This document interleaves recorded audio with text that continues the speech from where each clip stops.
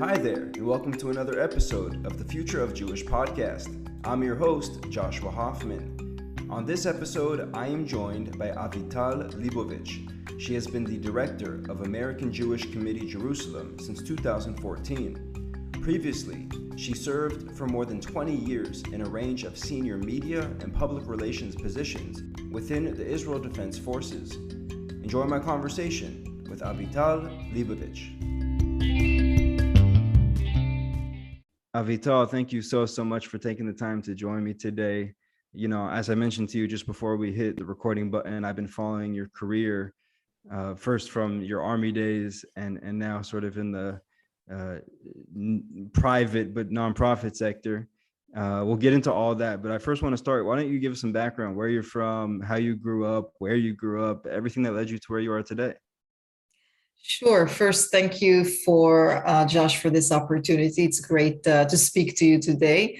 So I grew up in a national religious home.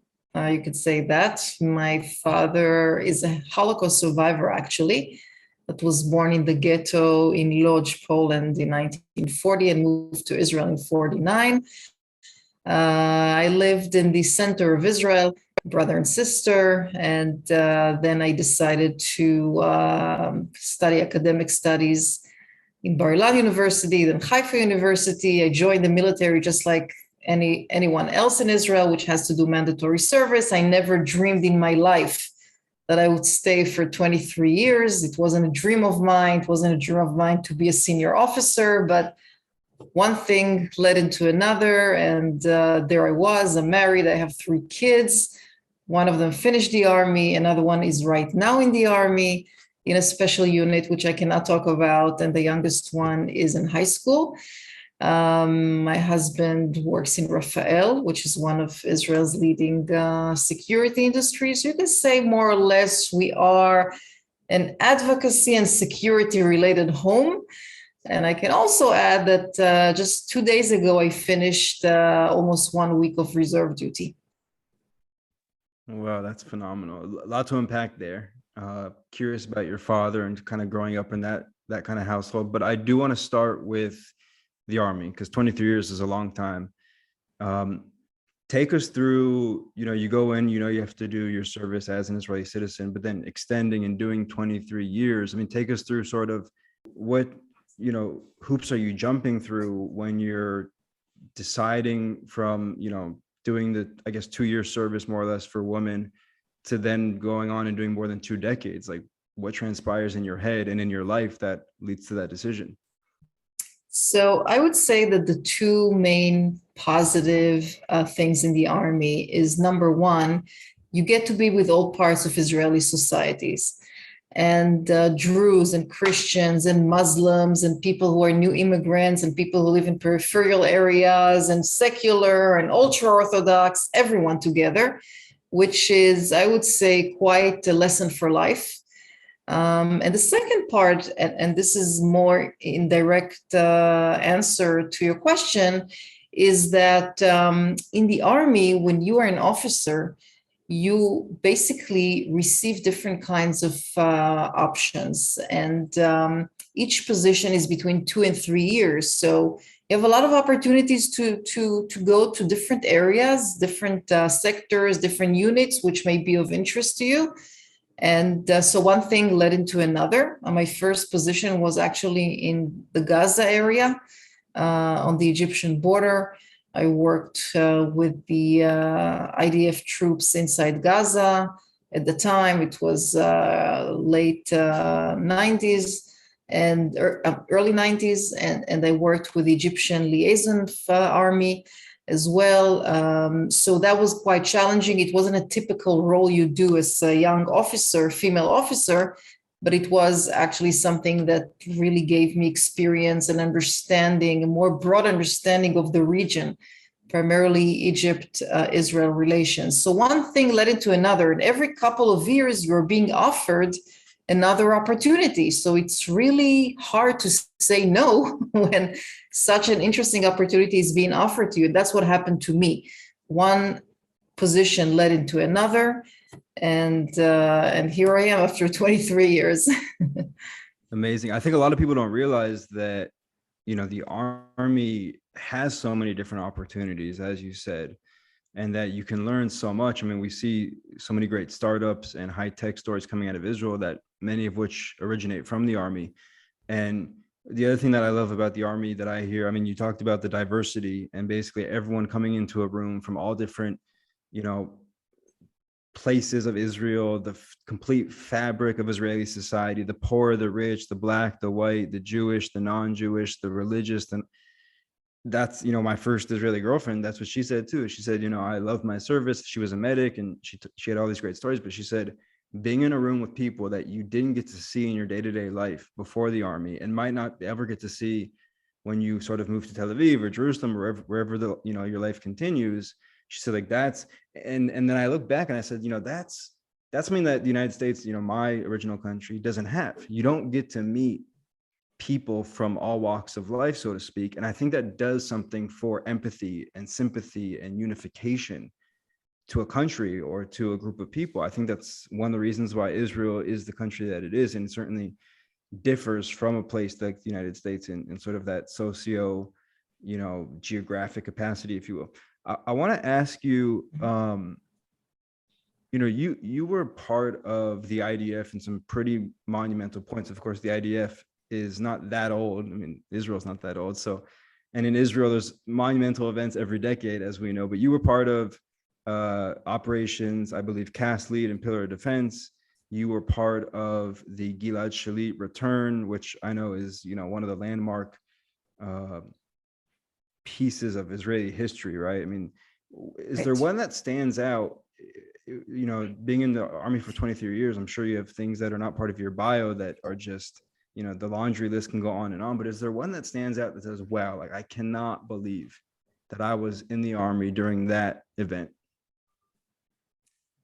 Well, you mentioned the Gilad Shalit return, and that was actually a very special day. First of all, it happened on my birthday, but imagine the scenario. I'm standing on the border with Gaza, and since we are talking about a terror organization called Hamas, it wasn't clear until the very last minute, even with the Egyptians mediating, it wasn't clear that, he would be freed or not. So we are actually biting our nails there, waiting to see if really they would release him, as they said. And when the first picture came in with Gilad Shalit being transferred to the Egyptians, then we understood that history was actually being made. And I had the amazing privilege, which not many people have, really to announce to the world that Gilad Shalit was free.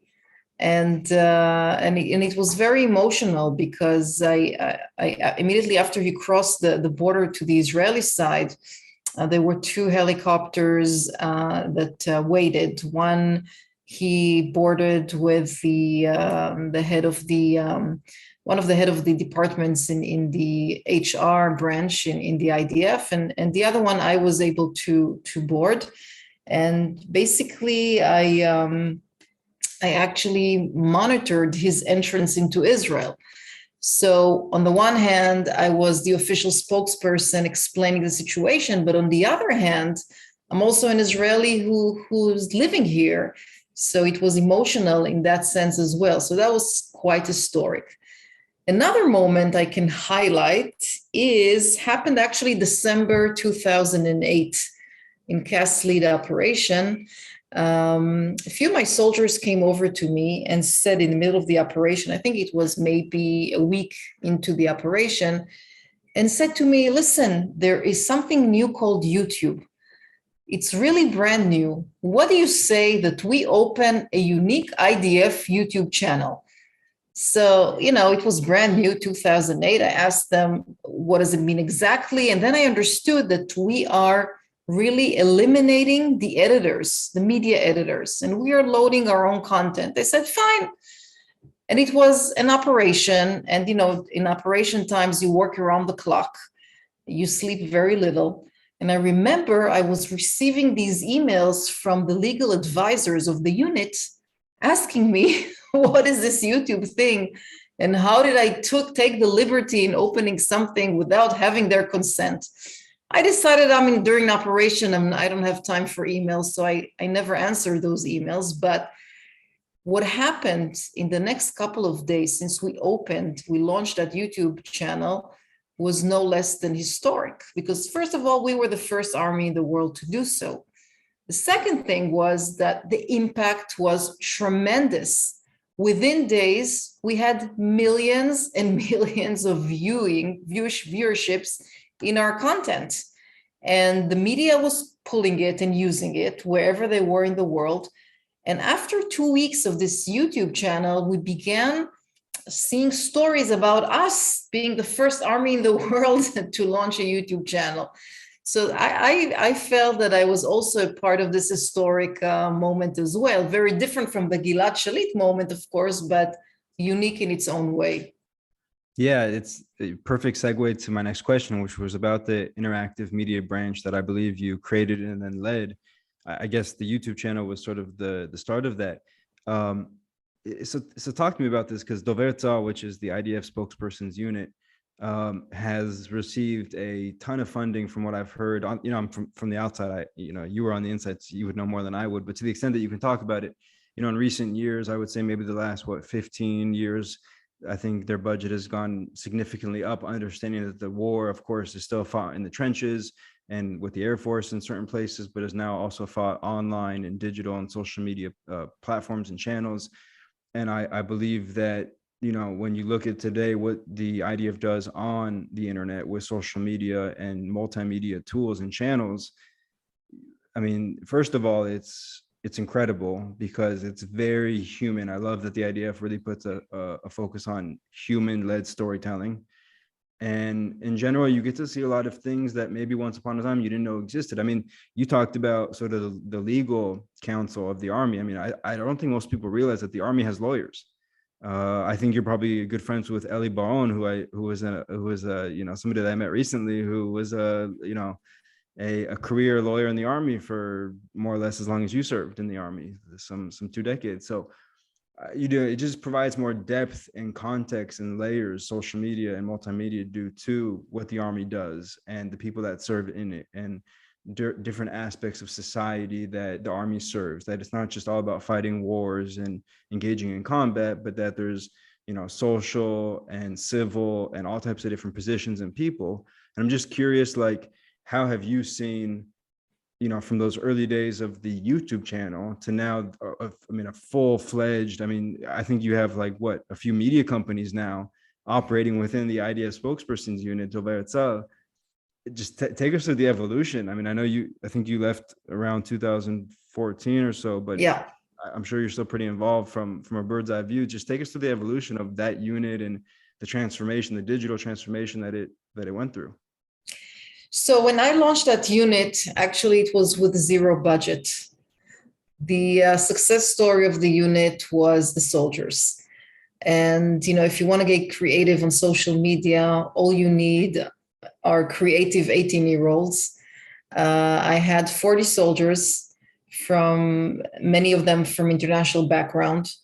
We launched 30 platforms in 6 languages: Hebrew, Arabic, English, German, French, and Russian. The idea was to take the information and make it accessible. And of course, we used the platforms which were the most popular in these different countries with the different languages, because, in Russia, it's one platform, and in Germany, it's another platform. So we also made sure that we work in the right places. We also try to tailor-made the content according to the audiences, which was very important. So we also had to monitor the evolution of social media, because there were apps, that was successful for a short time. Like, for example, Vine, if you remember Vine. There was Flickr, and there were different others. So if you live in this world, you have to monitor, the evolutions or the creations or the new startups and developments, and be sure that you are present in those places, because if you are not present, then your enemy will be present, and that stage will remain solely for your enemy. Of course, speaking from a military perspective. But it was also an interesting way and creative way to interact with the audience. And that's why we called it the interactive media branch, because it's not only about putting content, it's about interacting with the audience on the other side of the screen or the app. And for instance, we had those campaigns on Twitter, which we gave an hour, I don't know, twice a month, and we asked all the followers to ask questions, any questions they wanted to ask about the IDF, and they didn't have who to ask. We had a campaign on Facebook asking people if they had everything that it takes to be an intelligence officer, for example. So they had to answer these quizzes, and then at the end they would get some sort of a grade. I even had a very, very creative 19-year-old gamer, soldier, who loved gamification. And he built, actually programmed the game that the more you share IDF-related content on your social media platform, then the higher you are climbing in your ranks, which actually brought to us whole new audiences, which are not necessarily military oriented or defense issues oriented, but they just love a good game. So we had to be very creative. My biggest challenge in those days were how to take every morning 30 ideas and maybe narrow it down to 5, because again, very creative 18-year-olds, and they believe in what they do, and they wanted to have the IDF out there and share the information. So I think we really made a historic difference, because this was really something first. Nobody did it before me and before the soldiers. So definitely a part of this, I would say, social or new media revolution.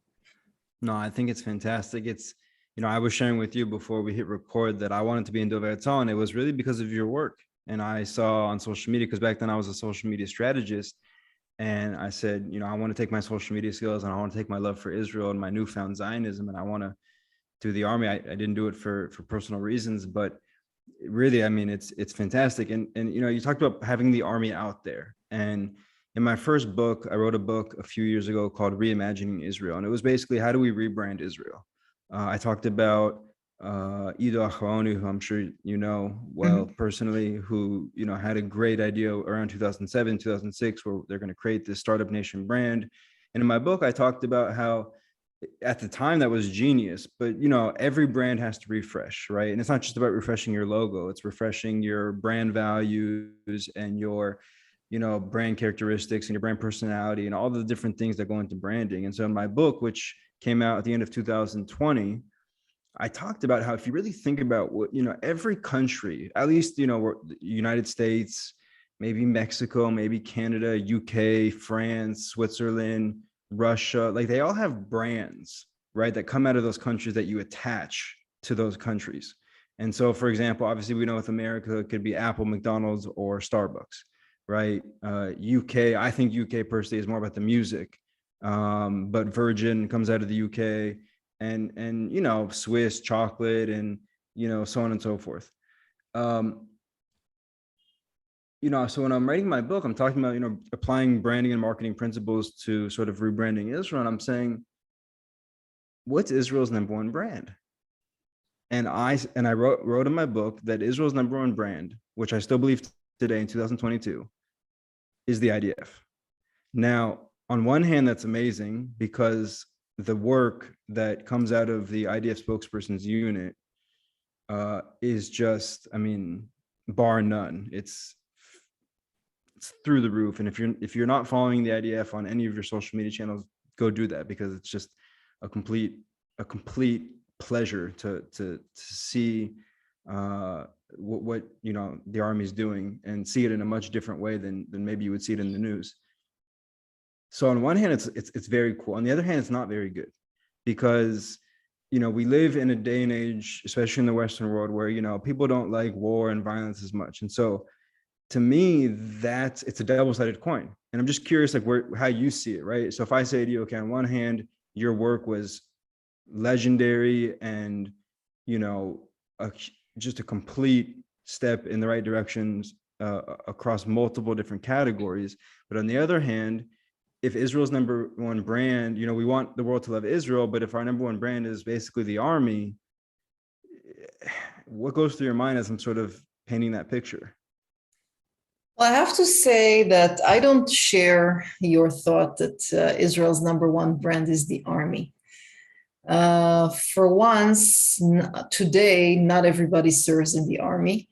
It's about 55% of the women who serve were eligible to serve, and they serve, and only 74% of the men.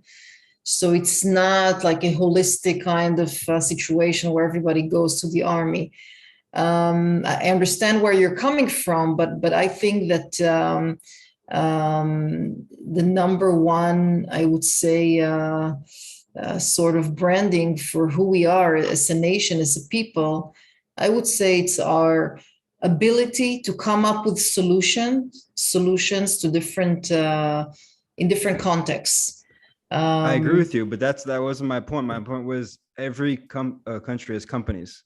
In America, mhm. it's Apple and Starbucks and McDonald's. In the UK, it's Virgin. In Russia, could be one of the But you have vodka companies brands. here as well. You have No, I companies know, here but as I'm well. so in your mind, ICQ, for example, was an Israeli company. right? But in 2022, when Mhm. you ask the average person in the world, who's probably not Jewish, because we know that most people are not Jewish around the world, and it's probably not been to Israel, because we know most people haven't been here. If you were to ask them, what's the number one Israeli brand?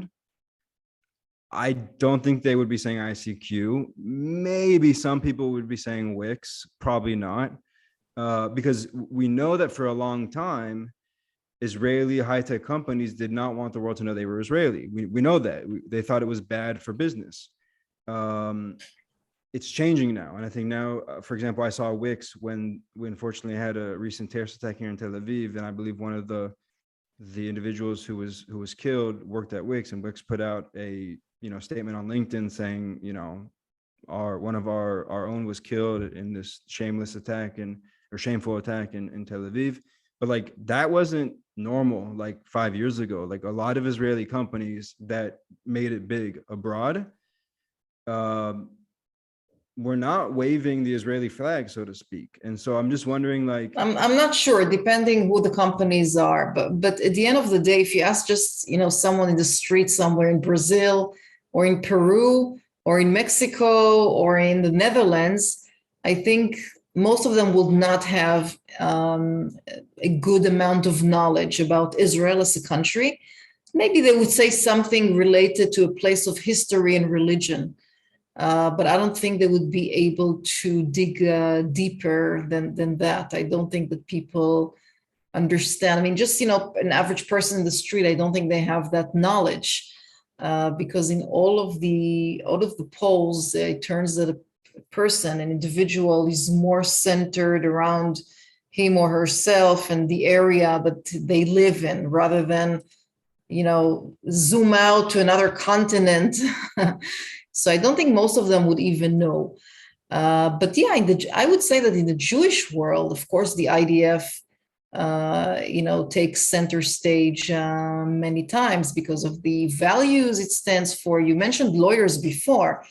And one of my challenges as a spokesperson for the IDF was to explain to the world, not the Jewish world, but to the general world, that every single target which is being handpicked by the relevant intelligence sector has to be approved by the legal advisors.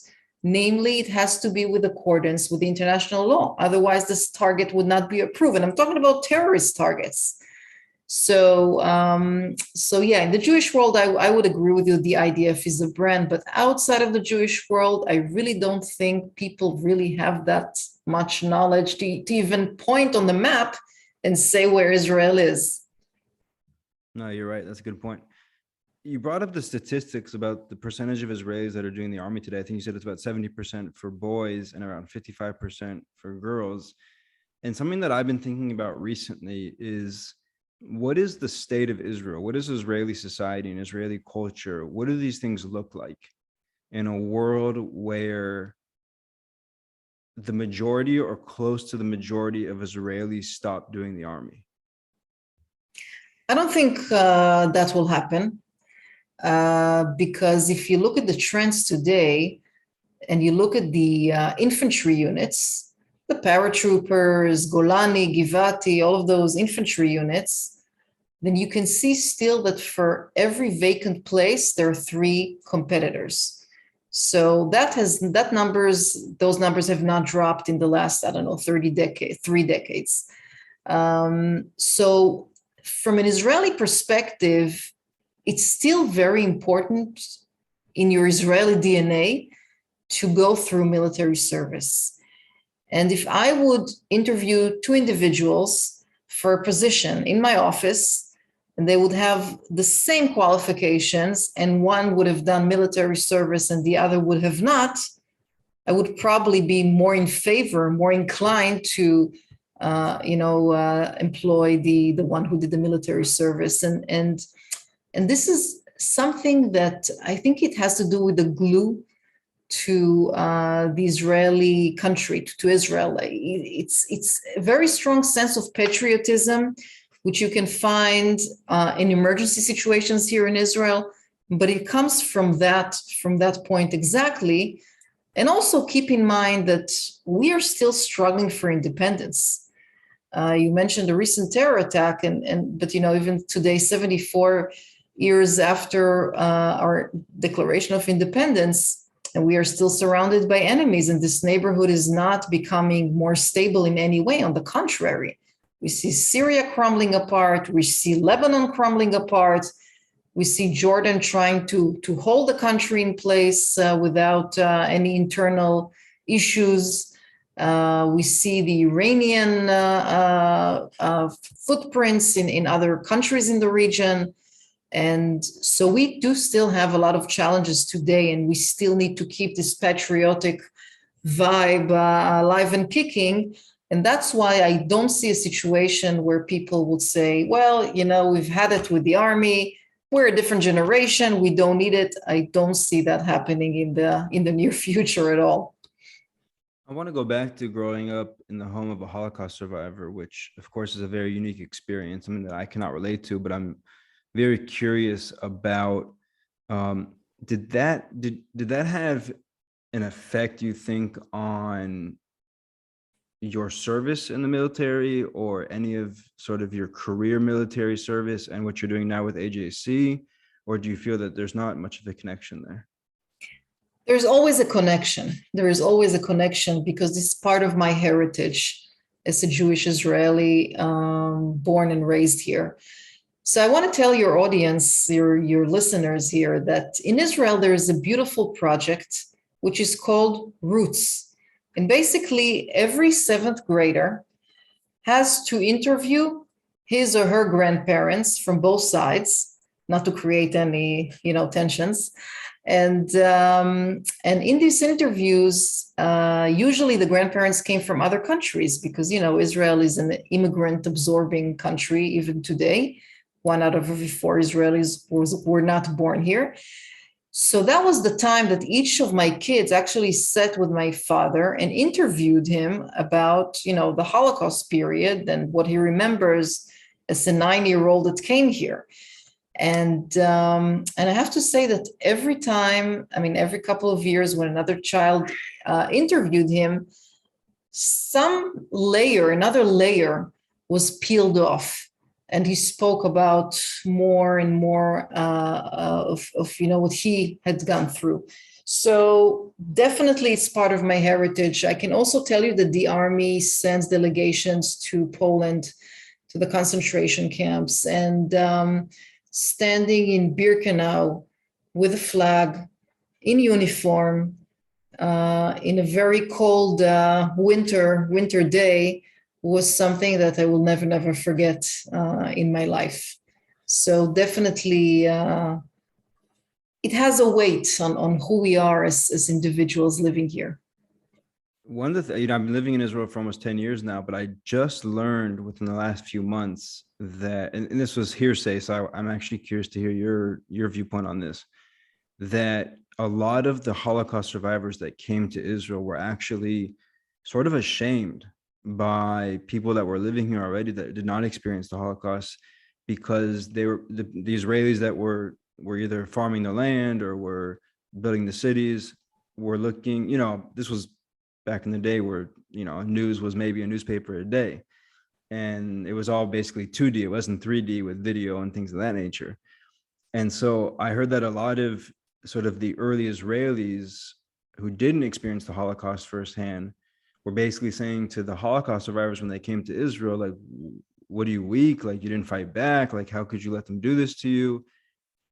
I'm just curious if you heard those kind of stories about sort of the absorption of Holocaust survivors, and if you saw that firsthand with your father at all.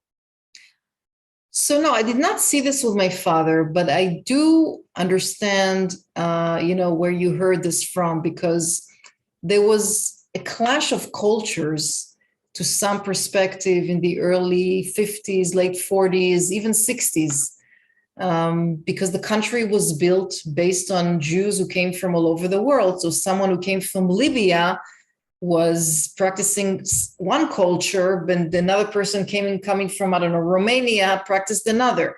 So sometimes there were clashes of culture between these people, plus the baggage that they carried with them. The being on a hunt, under a hunt for so many years and running from one area to another, it's could be quite traumatic. So I think that's where it comes from. Look, my father's family had a good economic background. Of course, they left everything behind and they escaped from one area to another. When they came to Israel, this was a totally different Israel than the high risers you are seeing from your window. Obviously, there were not roads. It was very sandy. It was very not modern. So they decided to go for farming. So they had a cow farm, chicken farm. They grew crops, and they actually were very successful after a few years. But it was very hard in the beginning. Plus, the economic situation back then, of course, was a lot more challenging. First, most of the people came without anything. And second of all, they had really very little support from, let's say, the Jewish community that lived in America, because they were also refugees at the time, only coming to America in the late 20s and 30s. So, of course, nobody expected anything from them. And the help for the refugees came at a later stage from the Jewish communities abroad. So it was a rough start, but hey, look where we are 74 years later. So 74 years later, let's maybe try to look into the future if we can for the next 74 years. There's obviously this thing that we've been talking about called a two-state solution. Before we get into that, I do want to ask you if you went into the army with a certain viewpoint or thought process or mindset about the neighborhood, which is living with Palestinians, living in the Middle East, the idea of a two-state solution. And if you came out of the army with a different, sort of viewpoint or opinion or whatever. And I'll just say for my audience, I have a good friend, Rotem, who's born and raised Israeli. He served in Duv Divan, which is one of the elite units in the army.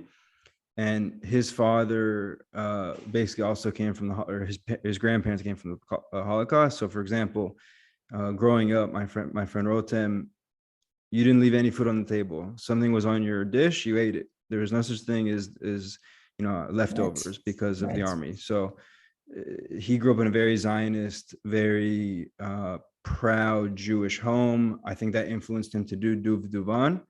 But here's where it gets interesting. He does 3 years of Duv Duvan, which again is one of the most elite units in the army, in the IDF, and he becomes a pacifist. And he's now voting for more or less far left political parties, which is fine. Everyone's entitled to vote for who they want to vote for. But he didn't grow up, his dad doesn't vote for those parties, and he didn't grow up in a home that necessarily spoke about the agenda. of some of those parties, but the army obviously had an effect on him that, turned him into a pacifist. That's his word, by the way, not mine. So I'm just curious, like from your, each person has a different experience, but I'm just curious, he did only 3 years in the army. You've done 23 years. Did you go into the army with one sort of thinking? Did you leave with another? Did it say the same? Did it change? Take us through that process. Yeah, look, I don't have any problem with the Palestinian people per se. I don't think anything negative about them. My problem is with the terror groups, those who are leading the Palestinians in different directions. For example, the levels of incitement, the anti-Israeli sentiment and incitement against Israeli Jews that we see today is skyrocketing. I mean, we have not seen that 10 years ago. So basically brainwashing the young generations in such a way that, they don't even bother to check the facts, because you know how it is with kids. There's a soundbite, there's a song, there's a cartoon, there's something very easy to digest, and that's what they believe. So my problem is, and it has always been, with those terror groups who don't want to see us exist here. Now, you mentioned a two-state solution before. I think it's the best option. It's the best option because if we want to preserve a Jewish and democratic state, this is the best way to move forward. Unfortunately, until 2012, the Palestinians received numerous options to move forward with very generous offers. Israel was willing to give up to 97% of their territorial demands, and they refused time and time again, which actually led them to where they are today with practically nothing. Economically, they're relying on Israel. And the bigger question I think they should ask themselves is, what kind of society are they hoping to have?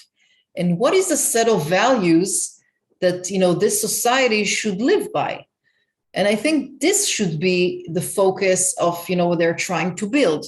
Now, are they capable of having a state tomorrow morning? I'm not sure. I'm not sure they're capable. I'm not sure they're independent in terms of resources, in terms of economy, in terms of security capabilities. I'm not sure. But I don't believe in wars. And if there is a diplomatic way to solve conflicts, I would try and head towards that solution. Unfortunately, I don't see that with the current government, taking place in the near future. It was an interesting comment on one of my previous episodes with Rabbi David Wolpe from Los Angeles. He said every time that a Middle Eastern country was ready to have peace with Israel, Israel was there and peace was made. So we know, not that Israel's perfect in the situation with the Palestinians, but that the onus, so to speak, maybe is not so much on the Israelis, and that, as you said, we've been willing and ready to make peace with them. It's interesting. So I just want to be clear, what you just said, is that something that came from the army? Is that something that came just with life living in Israel? Was that something that came from the home before the army? It was really, I think, something that I developed as an adult living here. It's not a big pleasure to run to a shelter every couple of years because there is some kind of a war going on. And especially when you are parents and you have kids which you have to protect, it doesn't get easier. Then when those kids go to the army, again, it doesn't get easier. So I think the vast majority of Israelis here, approximately between 60 and 70%, that's the option they prefer, the two-state solution. The question is, do we have a partner on the other side? And I'm not sure the answer is yes. I want to ask you one more question about your dad and then one question about your kids, and then we'll wrap it up. So, on a macro level, you go from obviously say hi to your dog for me. Yeah, two of them. Yeah, very nice. I want to, I'm thinking on a high level, with the uh, Holocaust and obviously the travesties that took place there, then coming, for Holocaust survivors to come to Israel and build this new country and to see what Israel has done in such a short period of time in terms of the successes and the progress and the tremendous, just achievements that have happened on an individual level and on a state level and so on and so forth. But then, as you said, you go from surviving the Holocaust and the just unthinkable amount of trauma that involved, and the physical and the psychological and the emotional hardships, to then coming here, and it's not like a soft landing, as you said. Like you basically got to, you had nothing, and you got to, and people here are poor and it's not developed, and it just feels like it's a ball of, like, on one hand it's like, wow, we went from like one end of the spectrum from the Holocaust to the other, having our own uh, country with our own army. But then, like, that's the beautiful part, but then the hard part is like that daily like struggle. Like, I have all this trauma as a Holocaust survivor that I'm carrying with me, and I can't just lie by the pool next to the Kinneret or next to the Mediterranean Sea and chill out for the next 30 years. Like, I have to now roll up my sleeves and like milk these cows, or sell these chicken eggs, or build this property, or develop this land. It's hard for me to even like describe. It just feels like so unthinkable and so amazing and so exhausting in so many ways. And I'm just curious how you saw it from your dad and from your family growing up. So remember in the beginning when you asked me about the brand of Israel, and I told you it's the creativity and the capability to find solutions to different scenarios. That's exactly what happened. And the second part of it, which is also just as important, is the belief in Zionism. Because my father and his parents and my mother and her parents, which by the way came from Romania, and her parents were also Holocaust survivors, they truly believed in the state of Israel. So with this belief and the motivation and the creativity, they were willing to go through all these hardships and build this country. And we, as the second generation or first generation who was born here, we owe them a lot. And you can hear that a lot in Israeli discourse, in the Israeli society discourse, how much we owe to the founding generation of this country. And it's true. It's really true, because listen, 74 years, and the revolution is remarkable. And we're not a country with a lot of natural resources. I mean, gas was only found 10 years ago. We don't have diamonds here. We don't have wheat here. But yet we manage, for example, the water. That until 15 years ago, we were not allowed to wash our car because it was a waste of water. And as you know, Israel has summer like 8 months out of 12 months a year. And we were asked to take a shower for 5 minutes. But a few years later, there was this amazing solution of desalination, which now, or for the last decade already, Israel has been selling this solution to the world, to other countries which have water issues in Africa or elsewhere. So, yeah, I think the founding generations really gave the direction of the Zionistic idea. And like other Israelis, I'm very grateful to what they did. It's a perfect segue into my last question. I'm 33 years old. Most of my Israeli friends are around my age. I would say half of them sort of think and feel what you just described about that appreciation and that admiration for sort of the founding people of Israel. But I feel that the other half, and younger, so 20s and teens, there's less wars now than there used to be back in the day, so to speak, in Israel. Of course, the army is still incredibly prevalent in the army service, as we talked about, but also just, there's bases in the middle of Tel Aviv and there's soldiers all around, and it's obviously a part of the education system here. But I just feel that a lot of Israelis now are sort of getting comfortable with, what we can call first world problems, right? Which is like, oh, my boyfriend dumped me, and oh, my friends don't think I'm cool, and oh, this, that, and the other. And then also sort of this like liberalism, which I'm not against liberalism, but like I'm also not against, I am against liberalism at the expense of remembering who we are and where we came from. And I'm just wondering, like, the conversations that you have with your kids about, you know, Israel as a Jewish country, Israel as a democratic country, the concept of serving the army and the importance of serving. I'm just curious about what are those conversations and what are the things that you're saying amongst the peers of your kids as well. Well, I think it's not a challenge with my kids because, you know, they grew up seeing two parents that served in the army for a very long time. Plus, we also lived in a base when my husband was also serving 25 years in the Air Force. So they grew up to that reality, and that's what they know. That's what they learned. So for them, it was natural. My concern is, and this is something we spoke before recording, is the drifting away of the American Jews from Israel.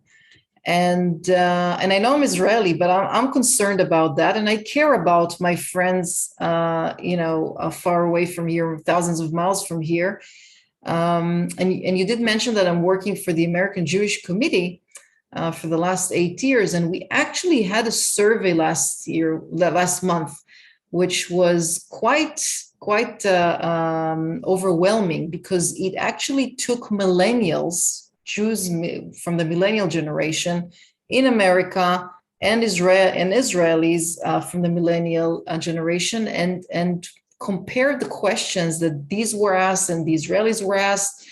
And the results were kind of astonishing. And it's a clear, you can find it on our website, hjc.org, but it really shows how drifting apart we are. And this is something that I think requires the government in Israel to act in some kind of an emergency mode, because the Jewish community in America is between 6 and 7 million people. It's a huge amount, and we cannot just, give up on such a big part of our family, really. So I think that's something that, because, growing up here, it's very easy to be Jewish.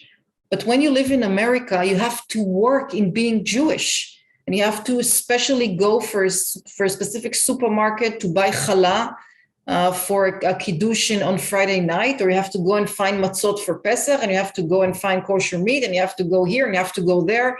You really have to work in that. Here, it's natural because you've been living here. You know what happens Friday, 12 or 1 o'clock, traffic winds down until Saturday night, and there's no legislation about that, but it's just the fact that you're respecting the Shabbat as a Jewish country, and the same with holidays.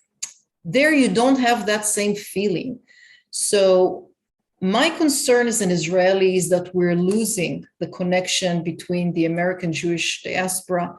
And I'm trying to speak a lot about it in Israeli media and with my conversations with Israeli legislators in the Knesset. I would like to see more visitors here from the American Jewish community. I would like to see them read and learn about Israel, because a lot of the information out there is just fake. It's just fake information. An hour ago, I gave an interview to an Israeli TV channel about the recent CNN report about the killing of the Al Jazeera reporter, Shireen Abu Akleh. And CNN just published a few hours ago a report which basically said that, according to their investigation, the IDF deliberately chose to kill this reporter. When you watch the report from a journalist ethic perspective, then you see there is one witness, which is a Palestinian woman. The CNN reporter is sitting somewhere in London, zooming with a Palestinian reporter. And the other part of the report, the evidence, so-called evidence they refer to, is a bunch of clips, which I don't know, video clips, which I don't know where they, the source of those clips. And of course it's edited. And based on that, and based on the statement of this Palestinian woman, CNN reporter went with a very concise conclusion. Of course, there was no Israeli there. that it was a deliberate act of killing. Now, I can look through my lens and understand that this is not serious and this is a joke and a shameful ethical journalistic way to bring a report. But an American Jewish teenager who is watching the report may believe it because he or she don't have the tools to understand what is Israel all about. So returning to that issue, this is a huge, huge concern that I have. And I encourage, to do more in order to bring the two parts of the family together again. Yeah, I couldn't agree more. I know I said that was the last question, but you did open up a Pandora's box here, which I just want to get in one more question because this is really interesting. I didn't expect you to say that. So let's just assume that either you were the head of the government, because I know you said you want to get more of the government involved, or that you had unlimited amounts of money. So what would some of the specific things that you like? What would you do with either the government control, so to speak, or with the financial resources to improve the relationships that Israel and the Israeli people have with, in this case, the American Jews? So I would do two things. Number one is take what the Sochnut, the Jewish agency, is doing, where they're sending something like 220 young Israelis to different Jewish communities across America. And many times, many times, it's the first time an American Jew meets an Israeli. It's with those young Israelis. I would triple that number if possible, because I know the impressions are very, very positive. And the second thing I would do, I would aim to the age group of 30 to 40s. Those American Jews that already, have families, they are already settled, they have their careers. And I would tempt them to come to Israel through issues that have to do with their careers. For example, I would organize a group of doctors so they would have a professional seminar on medicine issues here in Israel. But the second part of it would also be interaction with Israelis and also a little bit of education about Israel as well. I would do the same with CPAs. I would do the same with entrepreneurs. I would do the same with, lawyers. And in other words, a person that age will be difficult for that person to leave his family for a week for an advocacy, God forbid, an advocacy trip. So I would, try and make sure and influence that person that this would have some contribution to his or her career. It's going to be a professional related trip, but it will also have an educational factor. So I do believe that Israel, has a lot to sell as a country, and bringing them here, I think would make a huge change. Avital, you are really one of our best. I'm so grateful for this conversation. Thank you for your time. Thank you for the opportunity.